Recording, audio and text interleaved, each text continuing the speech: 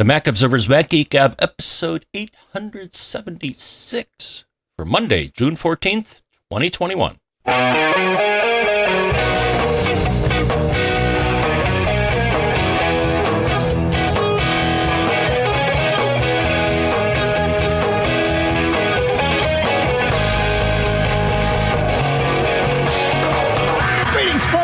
Welcome to the Mac Observer's Mac Geek Gab, the show where you send in your questions, your tips, your cool stuff found to us at feedback@macgeekgab.com.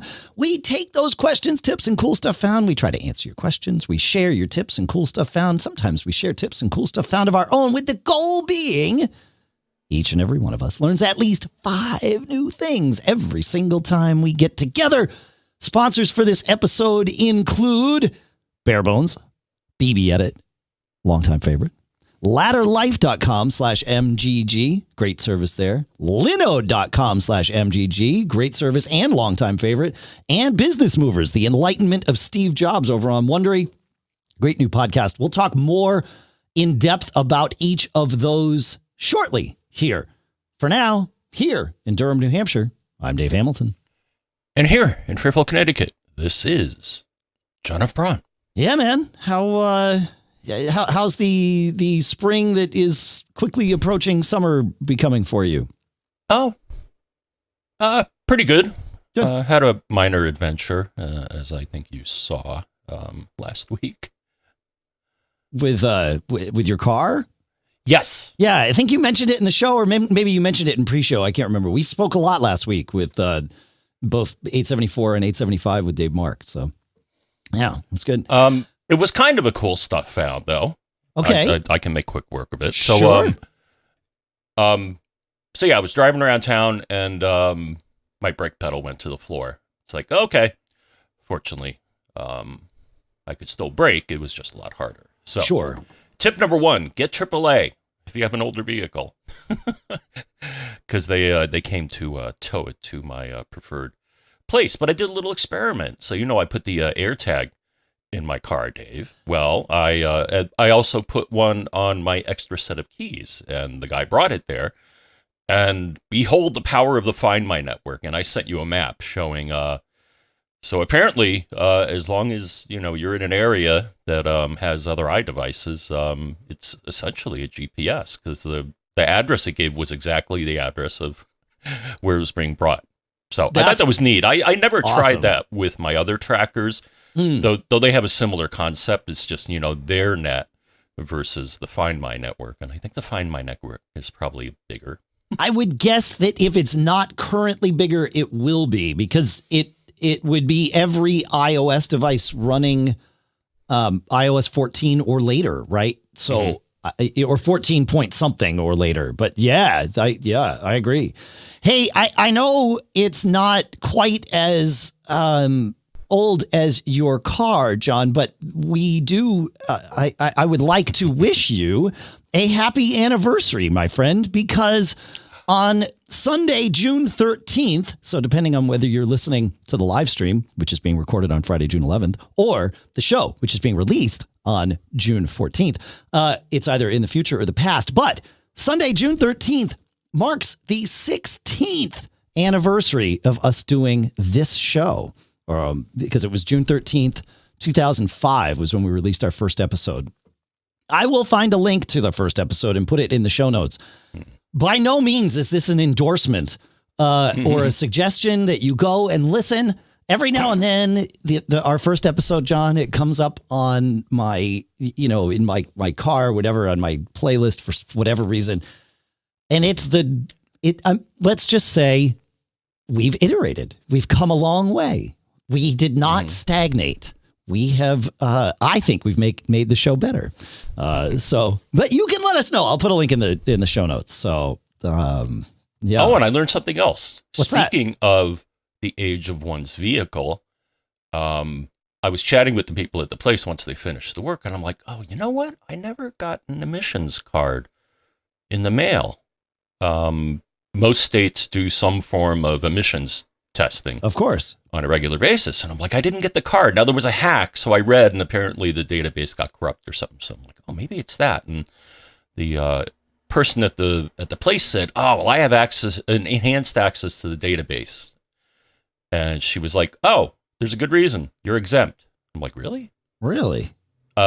Cars over 25 years old no longer have to get emissions," which I think is kind of weird. I think you want to do that since it'd be more likely to malfunction. Yeah. Interesting. Huh. Well, yeah. So that's saving $20 a year. There you go. There you go. All right. So I think I found a link for the Mac Geek Gab Anniversary in the show notes. I think I can't test it all right now because obviously we're doing this. Right. So I'm going to keep doing this. Right. Speaking of keeping and doing, let's should we jump to some quick tips here, John? Please do the thing that we do. Alex shares, he says, as you may know, Safari has a picture-in-picture mode for that it's had for more than a little while. By default, the floating video window is attracted to one of the four corners of the screen in that it snaps there when you move it. He says, but if you hold the command key while moving the window around, it will not get pulled to the nearest corner. Instead, it will remain wherever you leave it, allowing your picture-in-picture window to end up wherever you prefer. Moving the window around a second time without the command key held down returns the snap behavior and will pop it back into a corner. I could see this being really useful. I often will take a picture-in-picture window and drag it to my like my second screen or something. And it's always bothered me that it like snaps to the corner. It's like, no, can you just stay there? Like I've got all this real estate. I know where I want it. Never knew about this command tip. So thank you, Alex. Go command drag Safari's picture-in-picture window and it behaves and stays, which is good.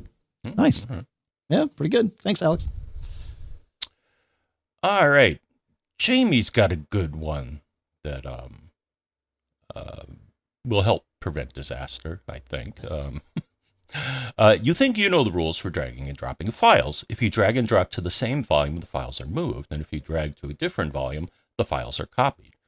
However, as our file system environment has become more complex, it becomes less and less obvious which destinations are considered to be on the same volume. I have lost files because I thought I was making a copy when I was actually moving them. The bad thing about this is that you might not realize it until much later that the files are no longer in their original location. The problem is magnified if the original files are located in a folder monitored by some kind of sync process like Dropbox or Synology Drive. The accidental deletion can propagate to other systems. This is the problem on the Mac for sure, but my biggest problem came on the Synology DSM using FileStation. I wanted to copy a lot of files from my Synology to a USB drive. I dragged a huge batch of them from their home volume to the USB drive. That's a different volume, so it should copy, right? Wrong. I found out about 2/3 of the way through and maybe a couple of hours later that it was actually moving my files from the NAS to the USB drive. I stopped the move and managed to get the files copied back. I never imagined that DSM would move my files without an even, are you sure? So in macOS and DSM, you can select a batch of files and copy and paste them. I'm going to do this from now on. Yeah, that's interesting. I guess I guess this sort of makes sense with the split volumes and stuff. I don't know. I would have assumed it would copy, not move, but it's good to know that it does not. He's right. If you want to copy something, use the Finder's copy and paste, or if you're running a Synology, use DSM's copy and paste. That's, yeah. Okay. Fair. It's not how I thought it would behave, but that's a good one, man. Yeah. I thought, well, I think if you right click in DSM, it will give you explicit choices in the little pop-up in the contextual menu. That's right. Yeah. Dragging in DSM is not as clear, but you're absolutely right. Yeah. Right clicking in DSM, you get to choose copy or move, which I've always liked. I find that handy. Yeah. It's good. In the last episode, John, we were talking about powering down your television with your Apple remote and how that was a little bit of a trick.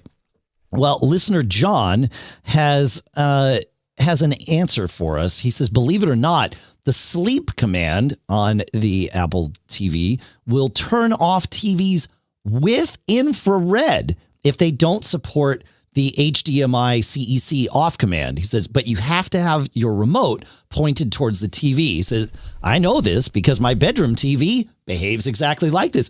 I had no idea that there was infrared transmitter in the Apple remote, but according to listener John, there is. And I like, he's someone who has sent in advice many times over the years. He understands this stuff quite well. So I have not tested this. I can't really test it, but I trust him. So thank you for that, John. That's great. Very cool. Yeah, I looked at mine the other day, and yeah, it has a little window on the top. Okay. Which it must be the IR. Now it does the. I don't think I think maybe it does. The Mac Mini has IR also, and I've used it in the past, like with the Apple remote. I don't know if my 2018 has one though. Okay. Yeah. Well, how do we find out? We can go. I would probably look at USB. What does it think I have? Nope. No, nothing. Okay. Yeah. So the last one did.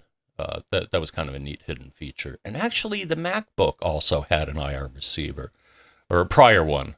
But the older ones did. It's been a while, though, since they had IR receivers built into them. I remember when I got it might have been my 2018 MacBook Air, but honestly, it might have even been my 2011 Air. I was all excited. I'm like, oh, I have an extra Apple remote. I'll use that for like when I'm doing Keynote and stuff. And I got to a hotel room to practice and was like, how come this doesn't work?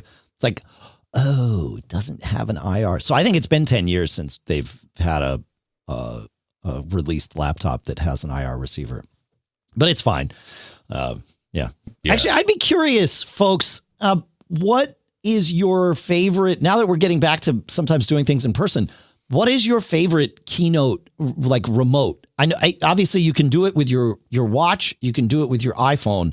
I find both of those to be remarkably clunky during presentations. I have like a $9 remote that I have used for probably 15 years. It's all self-contained. It's like the size of a pen.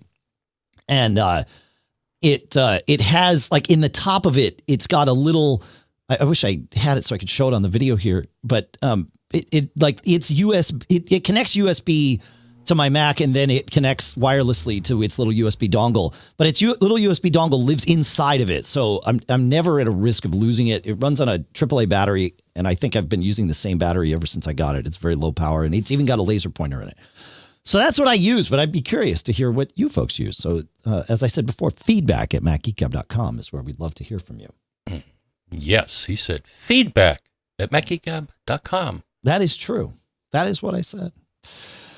All right, you want to take us? Speaking of remotes, Greg's got something to say, right, John? Yeah, I'm looking at one that I was just playing around with. Okay. I'm not sure if it can do Keynote, though. Keynote's pretty... I mean, if it works with a Mac, it would work with Keynote. It's pretty universal in that sense. So, yeah. All right. Well, let me... I'll read through the cool later here. But Greg, okay, one remote to rule them all. A short follow-up to listener David's quick tip in episode 874, where he discussed some challenges he faced powering off his TV with the Apple remote. The quick tip left and subsequent discussion left me scratching my head until I realized it was probably centered around the previous first-gen S-Lady remote, based on the comment from the listener that there is no off button. So I thought I'd share a more positive experience for those who may be considering the new Apple TV 4K model with the new remote that does have a dedicated on-off button. I've been using the newest Apple TV 4K since it was released a few weeks ago, and I found that the new remote works flawlessly with all my components as long as HDMI CEC is enabled. I have the aforementioned Apple TV 4K, a 10-year-old Denon receiver, a 2016 LG OLED, with HDMI CEC enabled on all components. Using the new Apple TV remote's dedicated power button, I'm able to power everything on with a short tap of the power button and power everything off with a long press. Additionally, the volume up-down mute operations work exactly as they should control the volume on the receiver. I haven't needed to reach for my Harmony remote since I got the new Apple TV 4K. As an aside, thanks to CEC, the original LG Magic remote that came with the TV also works flawlessly to control everything in case you're in a household with his and her remotes. I didn't think about that. That's a great idea. Yeah. Okay. Huh. You don't get the nifty fast forward rewind capability Apple rolled out with the new ClickPad ring, but the directional arrows work just as you would expect, and all components, including the Apple TV, are controlled properly. I know this may not work with TV's receivers from other manufacturers, but it seems like if HDMI CEC is implemented correctly in the various components, the chances of success should be pretty good. Last, I know that it's possible to purchase a new remote to use with an older Apple TV, but I don't have the previous gen model to test with, so can't say for sure if it works. Okay, Greg, thank you. Yeah, that's very interesting. Those LG Magic remotes. My only problem, I like their remote. It's because we have an LG TV. The problem is, it's like a cat toy, John. Because as soon as I aim the remote at the TV and like move it to show that I'm potentially going to do something with the remote, a red dot appears on my TV screen. I got 3 cats in my house. That becomes a magnet for them to dive at my television, which is something I, try to avoid for a variety of reasons. So that remote has to be used very, very judiciously, if you will. So, yeah, we have to use it when it's like we look around. It's like, all right, are there any cats in sight? Okay, no, great. We can use that remote. But, yeah. All right. Let's see. Where are we here? Yeah. So jumping off the remote train and back to quick tips in general. Listener Jeff notes something. He says, I found by accident when I was clearing out random screenshots that I seem to accidentally keep taking on my phone. He says, I noticed a screenshot of my CarPlay screen and thought, wait, when did I take that? Well, he says, it turns out if you take a screenshot while connected to CarPlay, you actually take 2 screenshots at the same time. One of them is of the phone screen, and the other is of your CarPlay screen. When you click the little icon to edit or mark up the screenshot, you can swipe left and right and select which one you want to use. I'm not sure how useful this would be for your listeners, but nevertheless, it's cool. And one of the 5 things to learn and put away until you actually need it one day. Yeah, there was something I needed to do where having a screenshot of CarPlay was helpful. But yeah, I stumbled upon this. I think it was the first time I was driving in Boston, and I noticed this was, probably iPhone 11 days, let's say. And I noticed that my phone said 5GE for the first time. This was like fake 5G, right? The AT&T's, whatever it was at the time. And so I just reached down and did the screenshot motion on my phone, with the 2 buttons. I didn't, I was as safe as possible in this. Never once did my eyes leave the road. But yeah, when I got home and looked, it was like, hey, there's 2 screenshots there. That's interesting. So yeah, it's good. The things we find, I like it. It's good. Speaking of the car, you got some gas tips to share following up from a previous episode, John? I'm going to share some of the Don shared it with us, and I'm going to regionalize a bit because he regionalized it. So he's saying it's common knowledge that gasoline is expensive in California, and I saw somebody post a little while ago, and it was almost like $1 more than I pay out here. Right now, it's about $3 a gallon out here, and there have been various disasters that have caused the prices to fluctuate, refineries and that whole, anyways, and that whole pipeline thing. The pipeline thing, yeah. So it's kind of getting back to normal. Anyways, so a couple of categories. So one, membership stores like Costco, Sam's, and one that we have out here is called BJ's. But typically these are places where you pay a membership fee and then you can get mass quantities of things for little money. So we got that out here. So that's one suggestion. Yeah, because they sell gas. They often have gas pumps at a discount for members, right? Yeah, our BJ's in Fairfield does not, but other ones do. And then, so the second suggestion is grocery stores. Albertson, Ralph's, Vons, none of which we have in Connecticut, though we have Stop and Shop.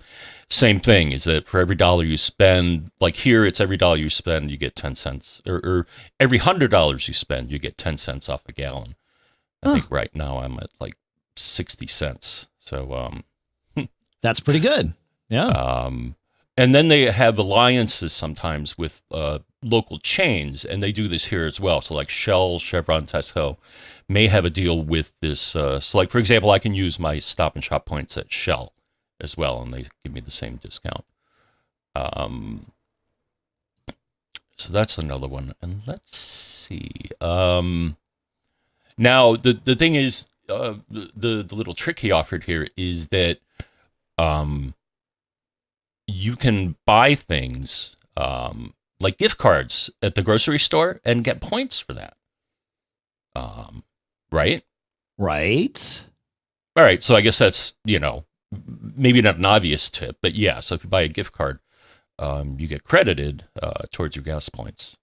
So that's neat. So you can, what's the right word for time shift? Spend shift your future grocery purchases. If you need gas today, right, buy a $100 gift card for groceries that you're going to spend in 2 weeks anyway, and then use it to leverage a discount for gas today. All right. I like this little hack. That's good. Yeah.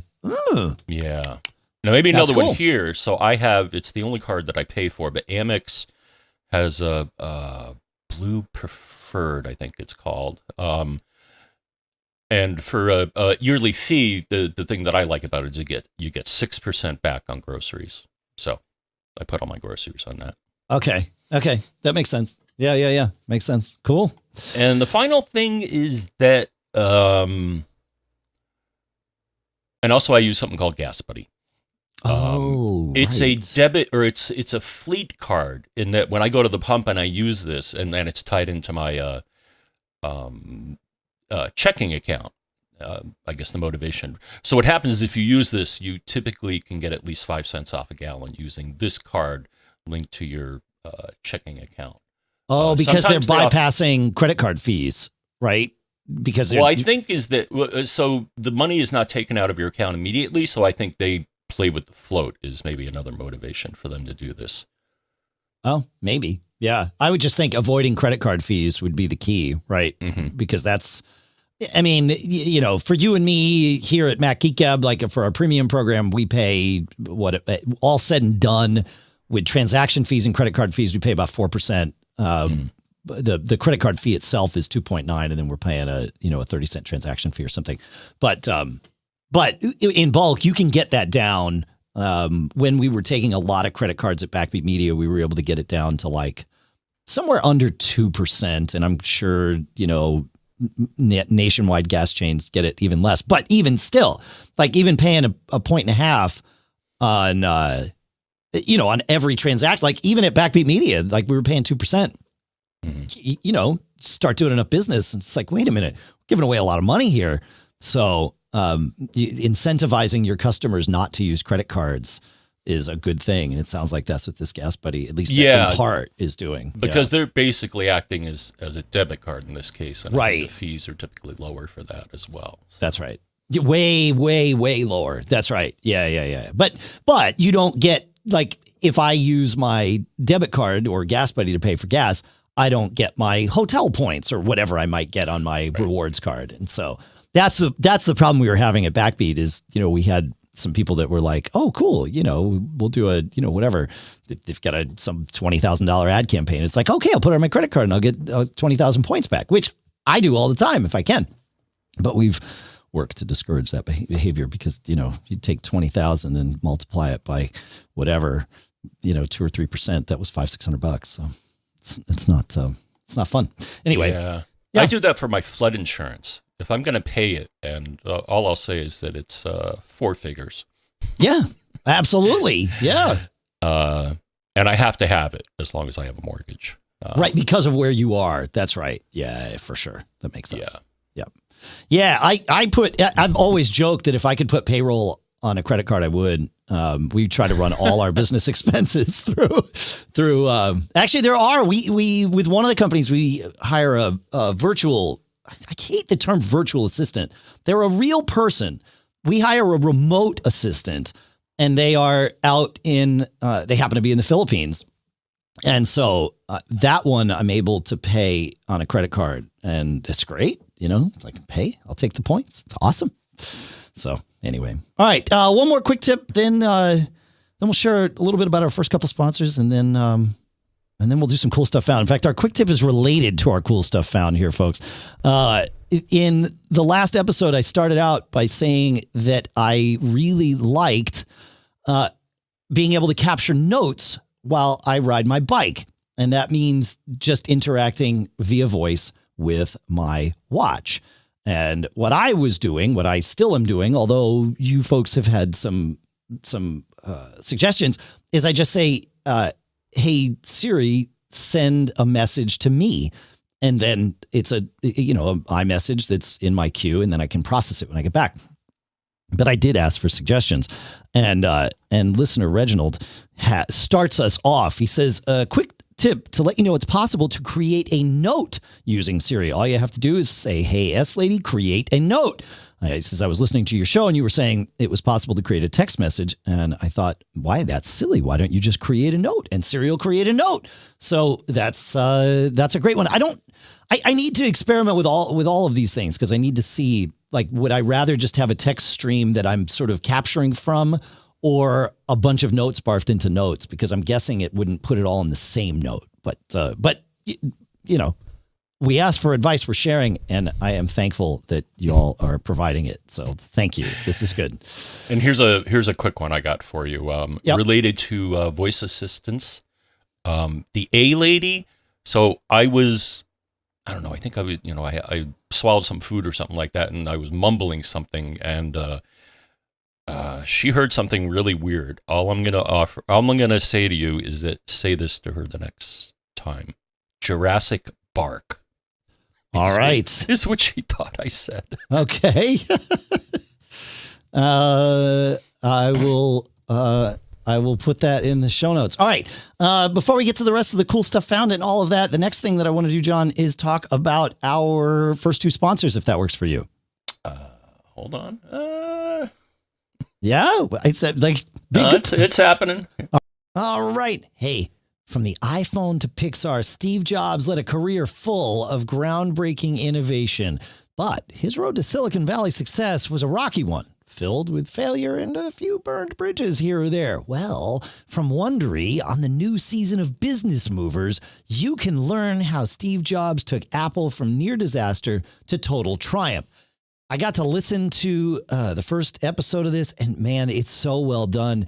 They actually start with the conversation between Steve Jobs and John Scully, and they sort of walk through how that came together and the result of it, which Steve wasn't entirely happy with. If you remember your history, I don't want to ruin it for you. I think many of us know, but even if you know, they did a great job here on Business Movers, really talking through it all. They go through things. Steve Jobs used to like to say that a computer was a bicycle for our minds. He saw how bikes elevated our minds and bodies, and he thought computers could do the same for the brain. And he had a knack for just seeing the big picture. And I always say that I think Steve Jobs could see around the corner for what was next that not everybody could see. Like, he just didn't see in straight lines. I don't know. You got to go listen to Business Movers, The Enlightenment of Steve Jobs. You can find it on Apple Podcasts, Amazon Music, or you can listen 1 week early and ad-free by joining Wondery Plus in the Wondery app. Wondery, feel the story. Go check out Business Movers, The Enlightenment of Steve Jobs, and our thanks to Wondery for sponsoring this episode. All right. If you're like me, your kids are getting older. Maybe you're starting to pay for college. Maybe you've got that expense coming up, or you've got other things happening, and you don't want to leave your kids or your partner with a huge financial burden if something happens. And on that note, it makes sense why people get life insurance, especially term coverage, which is surprisingly affordable. Why not pay a bit each month to protect the ones you love? Well, if you're asking yourself this question, choose our next sponsor, Ladder. Ladder makes it impressively fast and easy to get covered. It's awesome. In fact, you just need a few minutes. You can use your phone or your laptop to apply. You do it online. Ladder's smart algorithms work in real time, so you can find out instantly if you're approved. There's no hidden fees. You can cancel at any time. And since life insurance costs more as you age, and since we live in a world of linear time, well, now is the time to get this done and cross it off your list. So go check out Ladder today and see if you're instantly approved. Go to ladderlife.com/MGG. That's LADDER life.com/MGG. Ladderlife.com/MGG. Our thanks to Ladder for sponsoring this episode. All right, John, you have Matt for us here. Yes. Matt says, you might like this for dictation or note-taking while you're on your bike. I guess this is directed to you. And it's a good app all around. And what is the app? The app is called Just Press Record. I like they get right to the point. It's $5. Runs on iDevices and Apple Watch, and you can record on any device and sync with iCloud, record anywhere, anytime on Apple Watch, turn speech into searchable text in over 30 languages. Okay, that's nice. And edit your transcriptions with a single tap. Well, that sounds like it's worth $5. Huh. Interesting. Interesting. And I always look at an app's version history. So the most recent one was on February 12th of this year. So they are up to date. They're, I always just make sure that it's not, 2018 seeing the last update or something like that. So that's good. All right. Yeah. Thank you. That's a good one. Many of you, to solve this same problem, mentioned the Drafts app. So again, I'm looking for a way to take notes, mostly, if not entirely, hands-free while I'm on my bike, because that's a place where I find I get into a meditative state, and then ideas percolate, and I want to capture them, and then get back into my, my flow state there. And so many of you have suggested the Drafts app. Listener Peter says, I find Drafts really handy for taking notes on my Apple Watch. It goes something like this. Hey, S-Lady, use Drafts to take a note. And then it'll say, what do you want to say? And then you say, here's the great content of my note. The note then arrives in my Drafts inbox and badges the app on all of my devices. He says, I've done this even without my phone on me. That's really interesting. I always bring my phone. I have a little pouch on my bike that I put my phone in just so I have it. But wow, that's very interesting. Yeah, that sounds super efficient. Just saying, Siri, use Drafts to take a note, and then boom, you're in business. I like it. Okay, now we're talking here. I don't have to push a button. I just triggered with Siri and goes with Siri. Listener John also had something to say about Drafts, and I kept it in the list, so I must have a reason for it. He says, one advantage doing this is that Drafts dictation does not have the same time cutoff before dictation stops working as it does with the standard iOS interface, at least with iOS 14.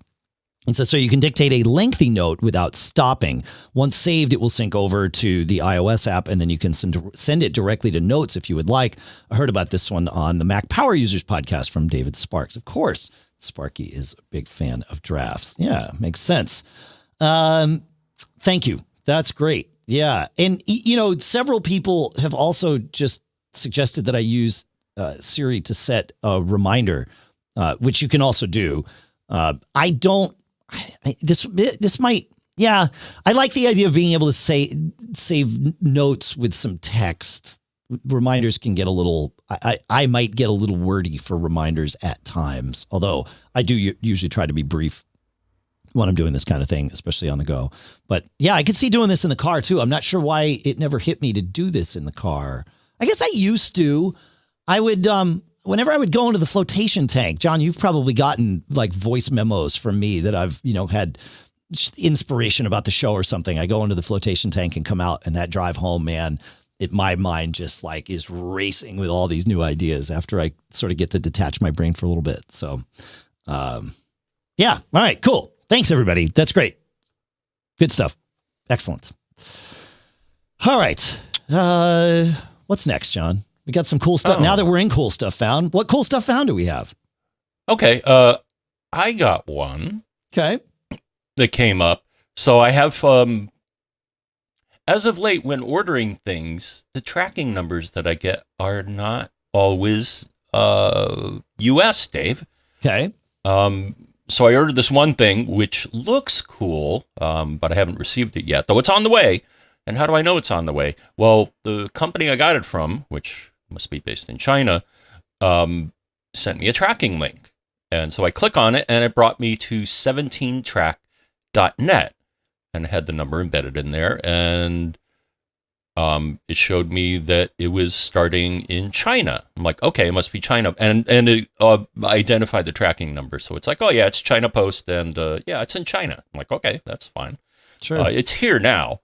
But they also have an app, Dave, which is cool.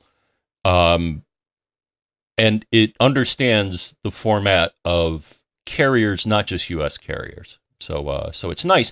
But it also does like clever things in the background, because I was getting notifications from it when it wasn't running saying, hey, there's an update for, the package that you asked me to track.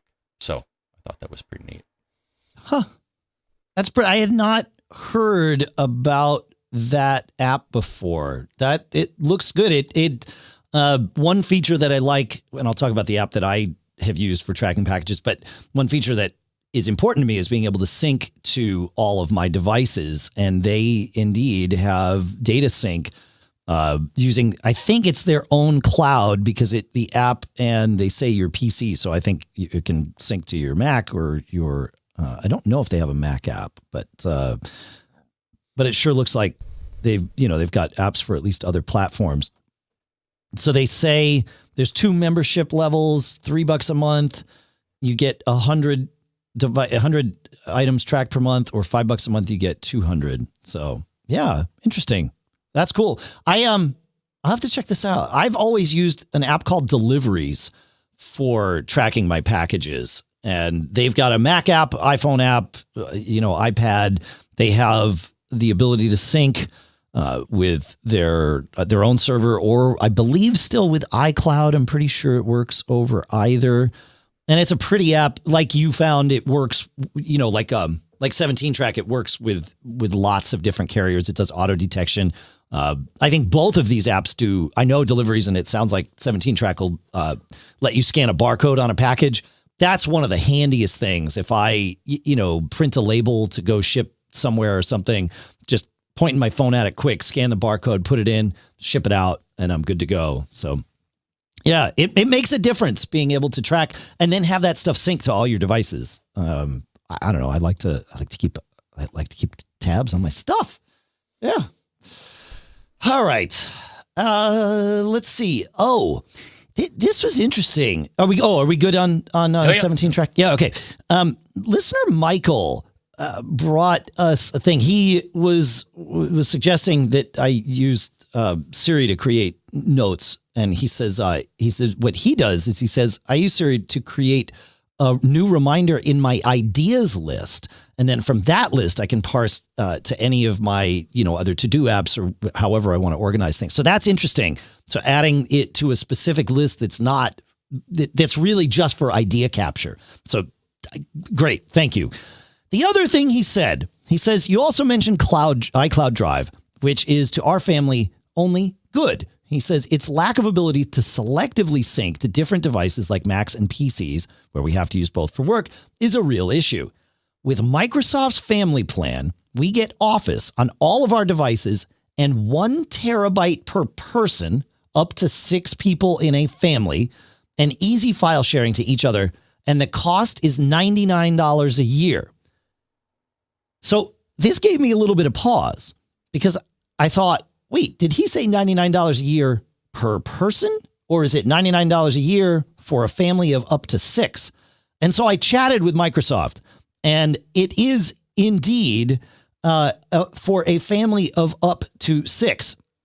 And listener, and Microsoft, Daniel, who I chatted with at Microsoft, this was about 2 a.m, the other night, said, look, it doesn't need to be family either. It can be 4 friends and a pet horse if you really wanted it to be. And I wondered if, my horse really would need a full terabyte of storage. But as Michael pointed out, he says, think of all the hay you could store there. And then he pointed out, he says, HaaS, hay as a service. It's going to be big. But yeah.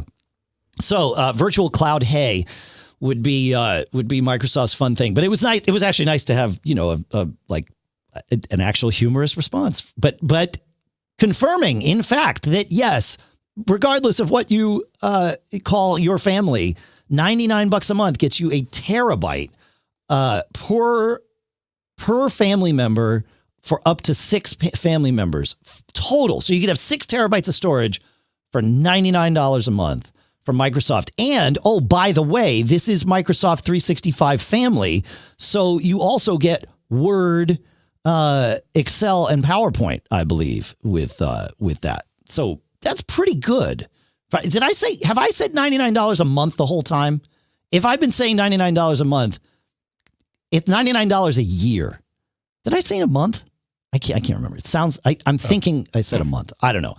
It's $99 a year for 6 terabytes of storage and Word, Excel, and PowerPoint. That's pretty good. That's pretty good. Or I think I saw $9.99 a month if you want to do it monthly. There you go. But yes. So yes, I was incorrect. I kept saying month. It's obviously not $100 a month. It's $100 a year, or as you pointed out, John, $10 a month. Yeah. Great stuff. I love it. All right. John, it's been an interesting week with WWDC here. And I've had, obviously we talked about our initial reactions from the keynote and State of the Union with Dave Mark on Monday, which was awesome. Thanks for everybody for participating in that. It was a blast. And thanks to Dave Mark too.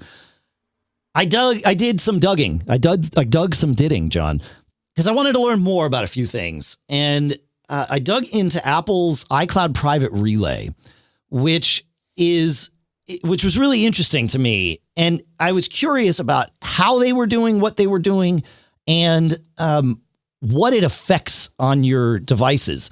So not only did I go and watch the WWDC session about this, I actually installed iOS 15 on our family spare iPhone XR, but it runs great on that device, by the way. I didn't inherit any apps or anything. I started it fresh, but it's been quite stable. So the best place to start when thinking about Private Relay is to start from what we know about how a VPN server works, because this is not a VPN server, but it's a good place to start. So with a VPN server, if I'm connecting to your website, John, normally it would just be me connecting directly to your website, right? With a VPN server, I'm connecting to the VPN server, and then the VPN server is connecting to your website. But the VPN server theoretically has all the information. They know where I'm connecting to, and they know who I am, right? They see both sides of the chain. Apple did not want that. So what Apple did was they created a double server scenario, and they have ingress servers, which are the ones that I would connect to. And then they have egress servers, which are the ones that connect to you. So I would connect to an ingress server. The ingress server would talk to the egress server, and the egress server would talk to you. Now, here's where it gets really even more interesting. The ingress server is owned by Apple. The egress server is not. From my tests, I'm seeing it owned by Cloudflare, but that's just me here in the Northeast. I'm sure they could have many different partners. What's also interesting is that the egress server has no idea who I am. It only knows what I'm requesting.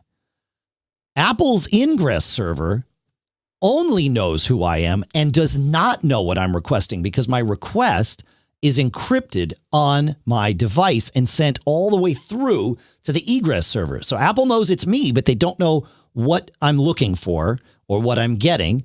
And the egress server knows what I'm getting or what I'm looking for, but it doesn't know that it's me. Speed-wise, obviously, this sounded like a thing that might slow things down. It does not. I had like 33 millisecond ping times all the way through. It was super fast. I was on Wi-Fi because I'm only doing it on my iPhone, so I haven't been able to test Ethernet. But I got, I'm on that fiber connection here. I got 300 megabits in both directions, which was the limitation of my Wi-Fi. So that worked really well.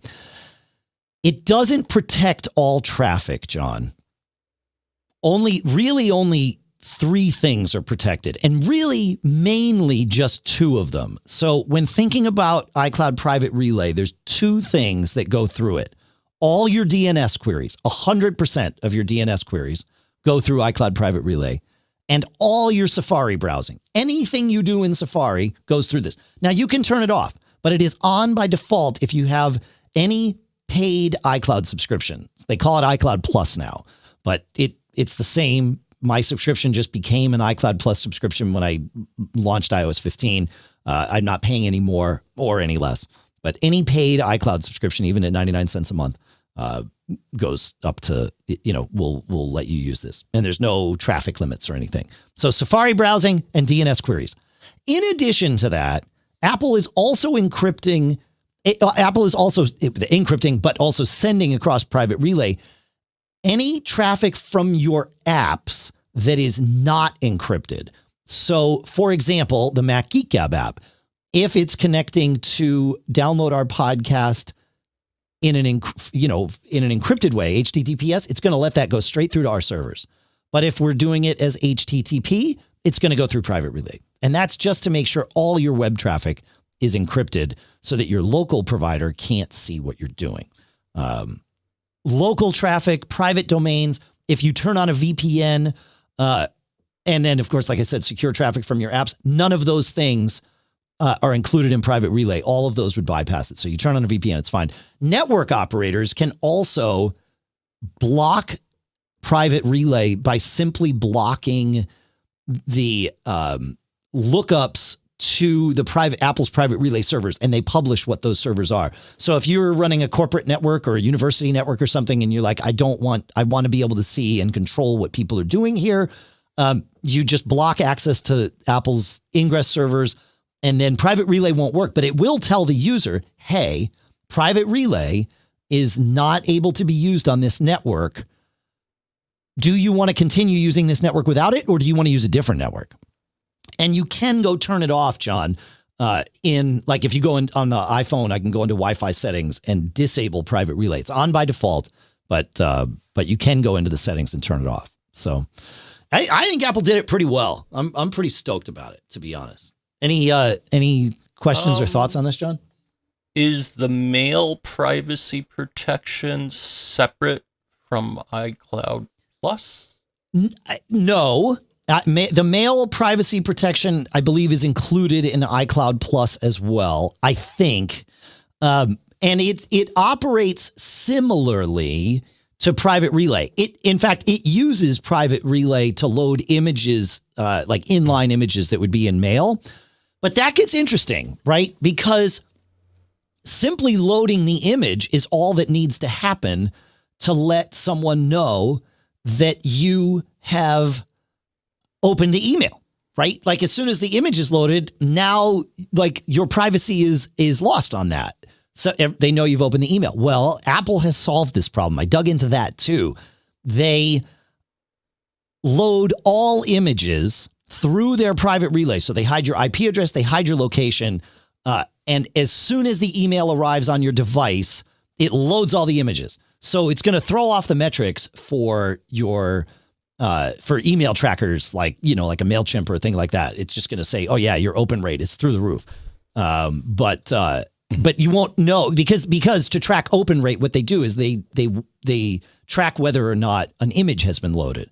And if the image has been loaded, then we know, oh, the mail's been opened. Well, that's going to happen whether or not the mail has been opened. And so that's how Apple's getting around it. The only caveat that I can see with that, though, John, is that still confirms that the email made it to your device.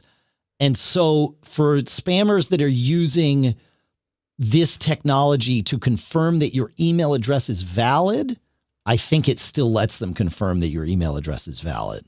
So that would be right. I mean, I don't see any way around that. So Unless they don't load images for things that are put in spam, only things that make it to your inbox. Like there might be some filters there. Their session was not clear on the nuances of that. But yeah. All right.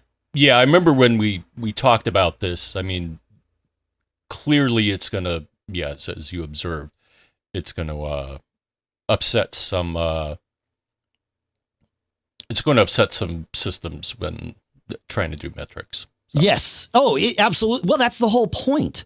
Yeah, I know. Quite frankly, I think that's depending on your viewpoint, that's a good thing. Certainly from my viewpoint, it's a good thing. This will break all of the attribution tracking that Apple has, or that like the podcast industry is trying desperately to implement. And I couldn't be happier about it. Like, I'm really stoked that it will break this, because Safari and the podcast app will be separated from each other. You won't have the same IP and user agent loading a sponsor's website that you would. So that we never implemented any of that here, but other podcasts do, and I'll just leave it at that. But yeah. The industry's really been pushing, so I'm stoked about it. All right. Yeah, it's good. We probably have a little more cool stuff found to get to, which would be good. I want to talk about our sponsors, but I want to mention one thing that I had not dug into, but in the pre-show, somebody mentioned here that iCloud Plus adds the ability to use your own domain name, which I find really interesting. I'm not sure how they're doing it. I mean, the normal way to do it would be you would sign up with an email provider and then point what are called your MX records. So your domain records that tell servers, other mail servers, which mail server is the host for your domain. You point your MX records at your mail host. Like when I moved to Fastmail recently, I used my Dave the Nerd domain. I moved that entire domain over to Fastmail, and I pointed my MX records to Fastmail. So I'm not sure what Apple is doing here. If they're just going to let us send, well, they've always let us send from other domains. So yeah, I'm curious to see if like Apple wants to truly be a mail, like an MX host for this kind of stuff. So I'm going to dig into that too. It's been fun digging into this stuff. So yeah, it's good. I don't know. Any thoughts about that before we move on? All right. Well, then I guess it's time for our next two sponsors. Let's dig in. All right. Our first sponsor today is BBEdit, one of our favorite apps. It is, I just checked. It's running right now on the Mac that I'm sitting in front of here. And that's not a surprise. It's running almost all the time on all of my Macs. And it's because I use it for so many different things. Sure, I use BBEdit whenever I'm doing any coding. And that could be I do a lot of PHP on the web. I do a lot of HTML and that sort of thing. But of course, you can use it for Java and JavaScript and C and any other language really that you can think of. They've probably thought of it. And it's cool because when you do that, you get to see what the code is trying to tell you. Like, that's really the best way I can say it. It doesn't change the code on the disk, but it lays it out in a way that makes it really easy to follow. You can twist open functions or twist them closed to get them out of the way. It highlights variable names and function names. So it just makes it look good. And that's not all BBEdit does. I do use BBEdit to just count the words in files or compare to files. And I also use it for its pattern playgrounds so that I can get better with regular expressions because grep scares me. And BBEdit makes it less scary. So go check it out. Go to barebones.com. Check out what BBEdit is. You can download it for free. You get a 30-day free trial of every feature. Then after that, some of them go away, but some of them stick around for free forever. So go check it out. Barebones.com. Download your free trial. And our thanks to Barebones and BBEdit for sponsoring this episode. Of course, if you're doing any coding at all, you are going to want to visit our next sponsor, linode.com/MGG, and see why Linode has been voted the top infrastructure as a service provider by both G2 and TrustRadius. From their award-winning customer support, which is offered 24/7, 365 to every level of user, to all their ease of use and setup, it's really clear why developers have been trusting Linode for projects both big and small since 2003. That's older than this show is. And this show just turned 16. Deploy your entire application stack with Linode's one-click app marketplace, or build it all from scratch and manage everything yourself with supported centralized tools like Terraform. Linode offers the best price to performance value for all compute instances, including GPUs, as well as block storage, Kubernetes, and their upcoming bare metal release. Linode makes cloud computing fast, simple, and affordable, allowing you to focus on your projects, not your infrastructure. Visit linode.com/MGG, create a free account with your Google or GitHub account, or even just your email address, and you'll get $100 in free credit. That's linode.com/MGG. And our thanks to Linode for sponsoring this episode. All right, John, should we do a few more cool stuffs found here? Sure. Rick has one for us. Hey guys, I have been a user of Mail Butler plugin for Apple Mail and Gmail. It is a suite, so you get other features, but one that I like is delayed mail send. I attached the screenshot of the icon that allows you to pick and the calendar, and then it resides in a folder until it's time to send. Cost is about $10 a month, but very helpful. Okay. Interesting. Cool. Yeah. Have you ever messed with Mail Butler, John? I messed with it a couple of years ago. No, I could. No, I'm just thinking of sometimes you may want to wait, especially sending off an emotional or charged email. This may be a good feature to be like, maybe I won't send that. Well, you have this feature, right? Because you and I both use Small Cube's Mail Suite. This is what I'm sure what brought up Rick's comment was our discussion in 875 with Dave Marks about using Mail Act-On's delayed email send, which is included as part of Small Cube's Mail Suite that you and I use. At least we both use SigPro, but that's where I have it set. Every email I have is on a 2-minute delay, and some of them I set to a 2-hour delay. Well, yeah, like you said, emotionally charged, or really just anything like we were talking about last episode. So yeah, it's a good feature. It's one of those things that once you have it, like I miss not having it on my iPhone. So, and I think actually, doesn't Mail Butler have an iPhone app that does this? Maybe not. Maybe it's just, no, maybe not. Okay. Yeah. iPhone, iOS. Let's see. Yeah. Mail Butler is the leading product for your iPhone. Yeah. They do have an iPhone app, so you might be able to do this kind of stuff there. Even on iOS. All right. Well, maybe there's an answer. I have to check that out. Okay. I'll have to check out the Fast Mail app for iPhone 2. That might have something like this. All right. A couple more cool stuffs.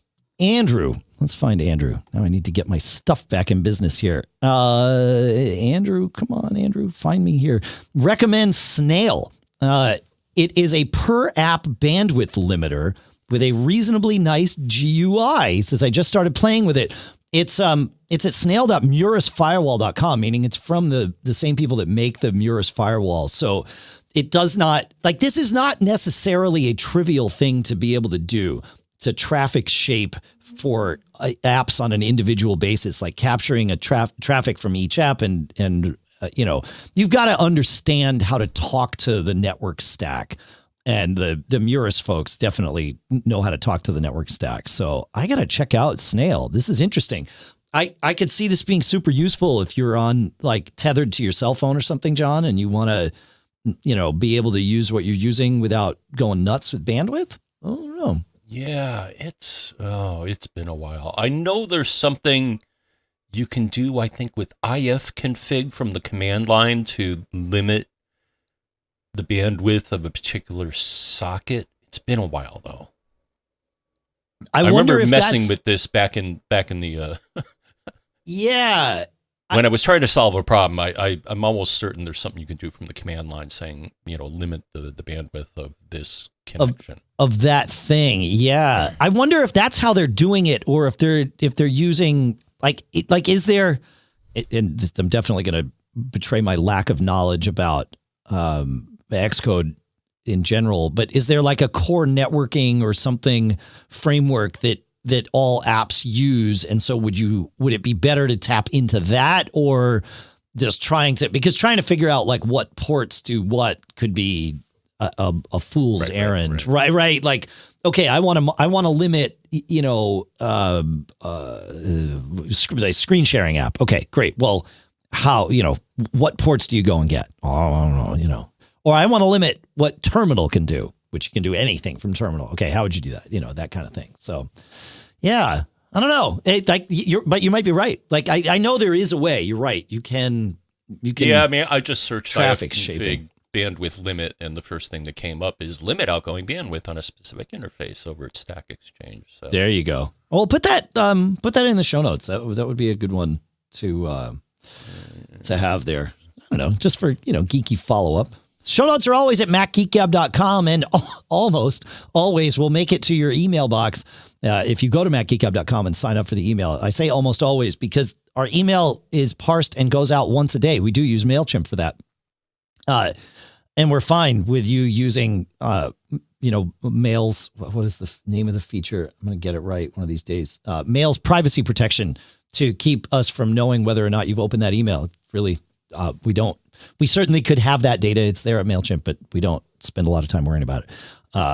But we send it out once a day. Well, last week we sent out 2 episodes in one day. On Monday, 874 came out in the morning, and then 875 came out at night. And so you only got 875 show notes in your email box. You never got 874s. And I'm not exactly sure how to tell MailChimp to remedy that. So I haven't yet, but maybe I'll look at it later this afternoon. Wish me luck. All right. On the cool stuff found front, I got to mess with, more than mess with, I've been using this, it's the Poly Studio P15, which they call, I want to find what they call it because it's the personal video bar is their name for it. And I like this name because it's hard to envision otherwise. It's worth going to check it out. What it is it is all in one, a camera, like a webcam, but a good webcam, a 1080p webcam, a microphone, again, a good microphone, and stereo speakers. And it sits on top of your monitor. So for someone using a Mac Mini, which doesn't come with very good speakers, doesn't come with any camera or any microphone, this is a fantastic idea. And I was excited to check it out. And since I've been checking it out, I can tell you it's a fantastic implementation of that idea.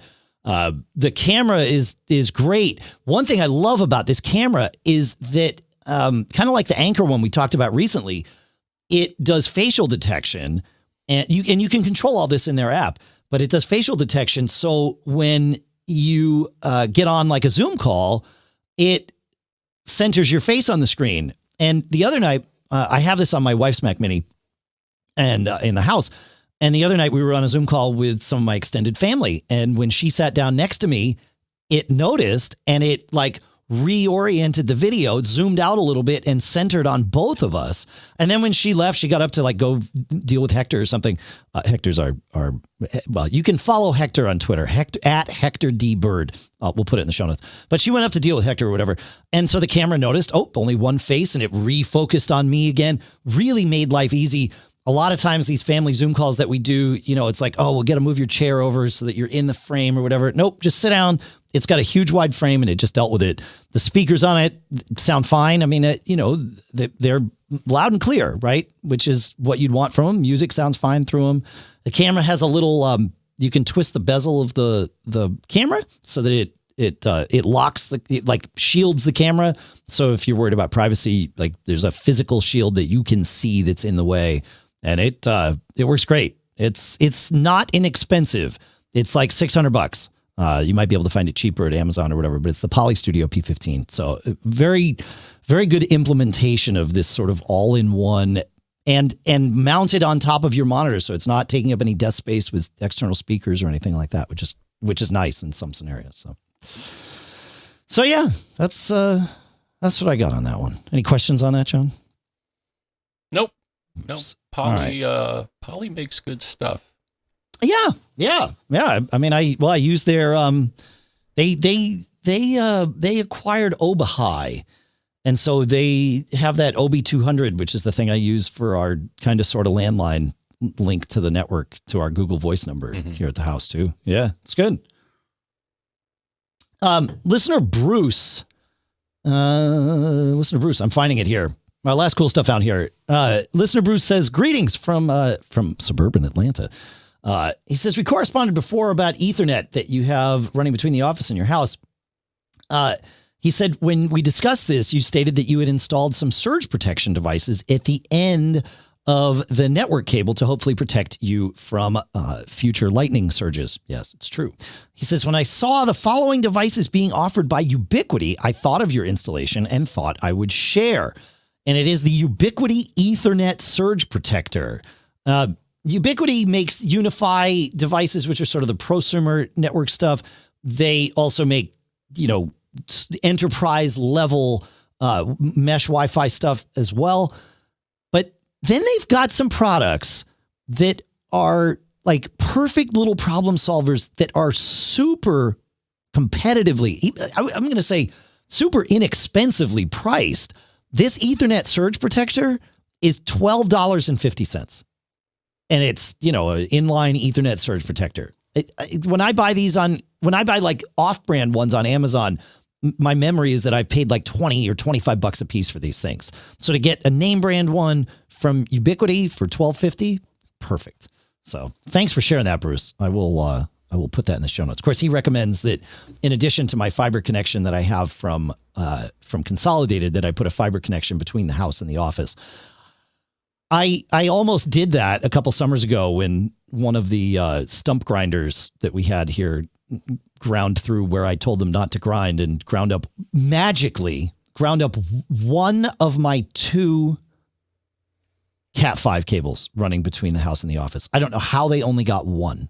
Like this is amazing to me. Yeah, I guess so. I mean, they're literally right next to each other, buried underground. I don't know, man. I don't know. I got lucky, but and I fixed it with the help of a Comcast technician. Believe it or not, they had this underground.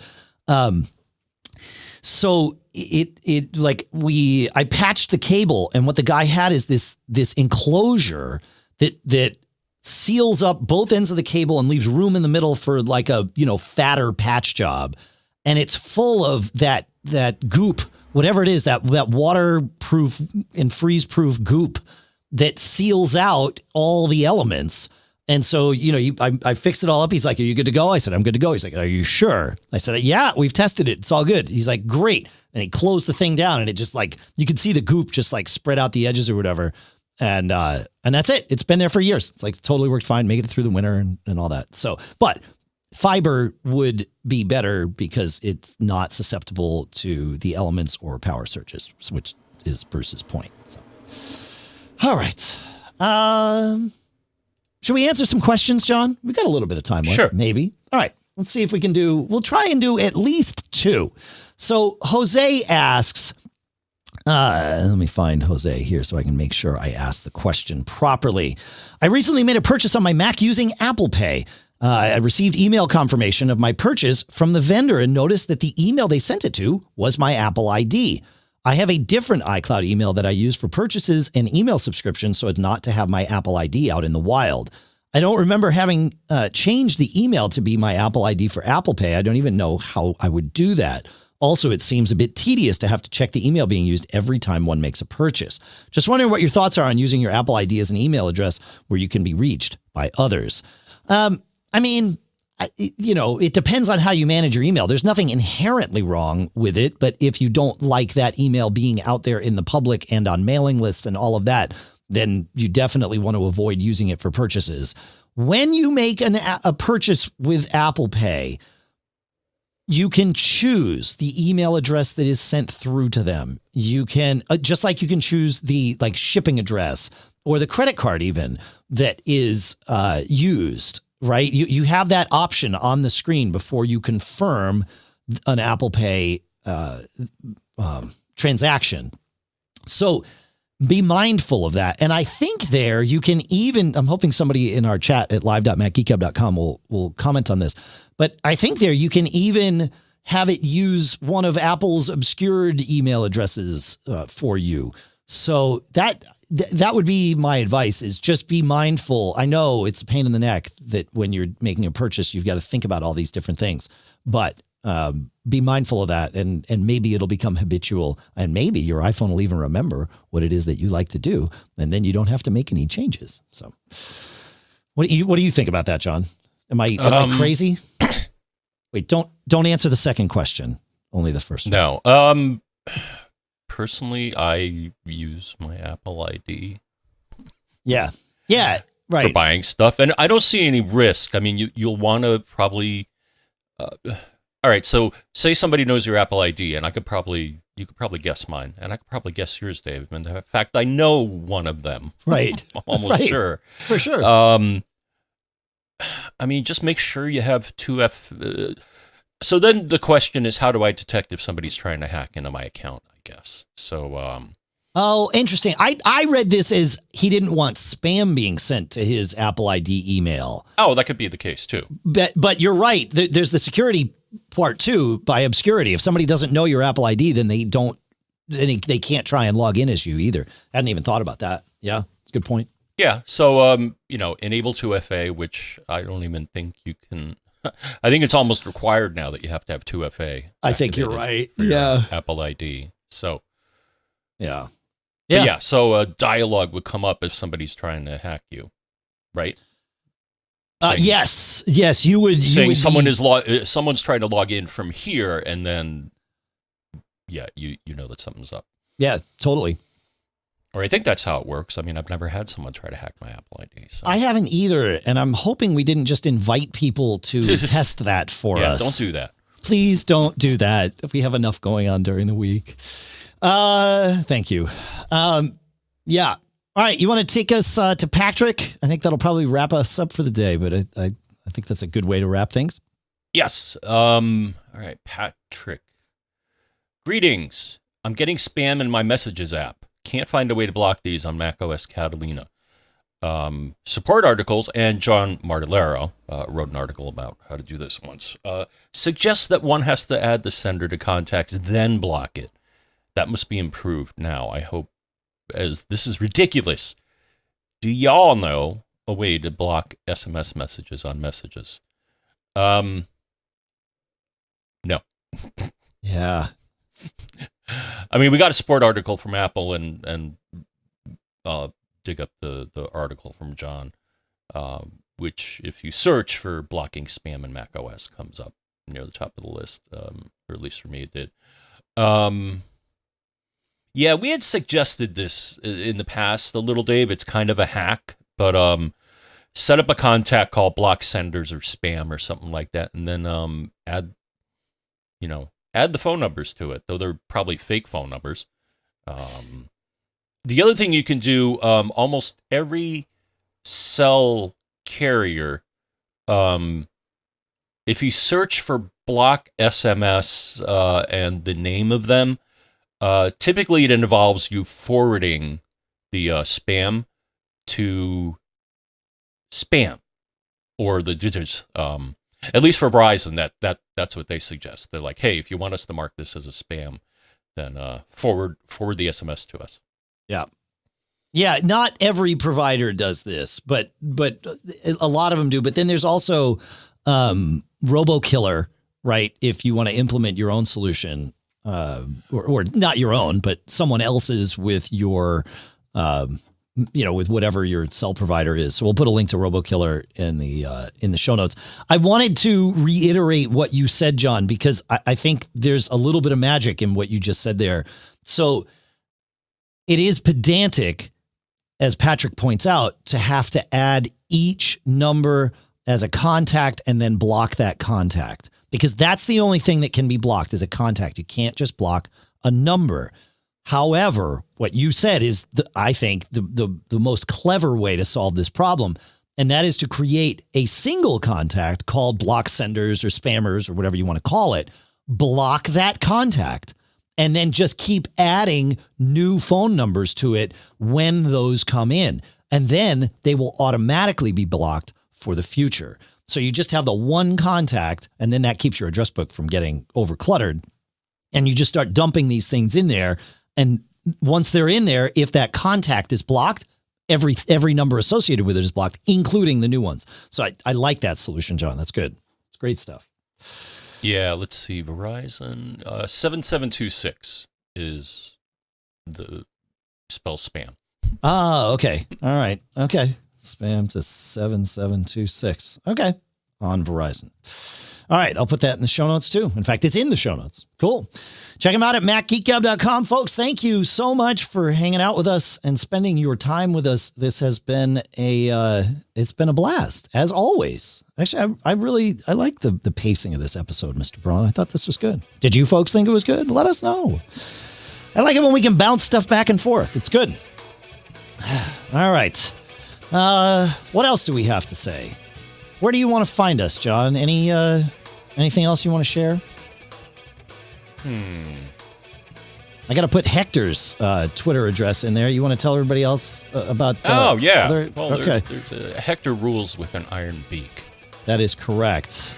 I thought it was an iron wing, but I guess no. The wing is not the dangerous part of Hector. Well, if it was made out of iron and sharp, it could be like her beak. You mean? Yeah, which is natural. Yeah, naturally sharp and dangerous. Yeah. Yeah. When I watch her like carve into a walnut without really breaking a sweat, I know that I don't want her upset with me and specifically my fingers. So yeah. All right. So Hector's on Twitter, and we're also on Twitter. Well, we are her minions, and so we must be on Twitter. Yes. Yeah. So on Twitter, he's Dave Hamilton. I'm John F. Braun. Mac Geek Gab, Mac Observer, Pilot Pete. Those are the places you want to be. That's it. Thanks so much for listening, folks. Make sure to check out our sponsors, as we noted in the show, linode.com/MGG, of course, barebones.com, ladderlife.com/MGG, and go check out that Enlightenment of Steve Jobs Business Movers series on Wondery or Apple Podcasts, wherever you get your podcasts. Of course, go to MacGeekGab.com/sponsors to find out about all our other sponsors. All right. Good. We made it. Another one. Happy 13. I keep saying happy 13 years because I'm thinking of June 13th, but it's not 13 years. It's 16 years. So happy 16 years again, John. You got us into this one. I've been rambling here. You want to get us out, my friend? Yeah, I'm going to get us out. And the way we're going to get out of here is making sure you don't get caught. Made up.